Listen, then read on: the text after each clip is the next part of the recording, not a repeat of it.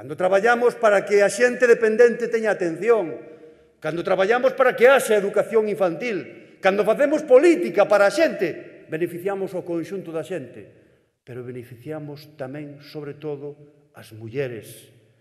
Porque cando nunha casa hai unha persoa dependente e non hai un centro público onde mandalo, cando nunha casa hai un neno ou unha nena de 0 a 3 anos e non hai unha escola onde mandalo, a persoa dependente está mal, o neno está mal, pero nesa casa sempre quen ten que apandar co cuidado desa xente son as mulleres. Na medida en que poñamos en marcha esos servizos, estamos atendendo ás mulleres para que teñan os mesmos dereitos, para que teñan de verdade igualdade.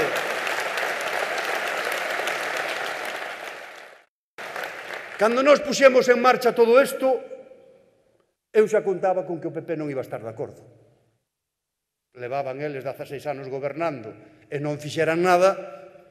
Eu xa sabía que cando puxéramos isto en marcha o PP iba a estar en contra. Por qué? Porque o facelo nós, o que queda en evidencia é que eles non o fixeron antes. Con eso xa contaba. Home, o que non contaba era con que houbera algúns alcaldes do Partido Socialista que tamén estiveran en contra e que se votaran en contra das políticas sociais que fai o BNG na Xunta de Galiza. Estamos a facer unha lei de servizos sociais para que todo isto quede regulado por lei, na que establecemos que os concellos e a Xunta de Galiza teñen que reservar nos seus orzamentos cando menos un 7% para dedicalo a servizos sociais. Que menos, que mellor xeito de investir os cartos.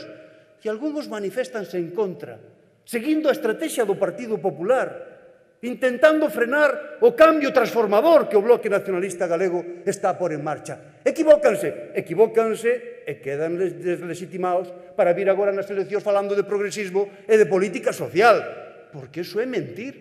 Iso é non ser coherente cos principios que un di defender. E que o PSOE e o PP, sobre todo e ante todo, o que queren é que Galiza lle salga barata.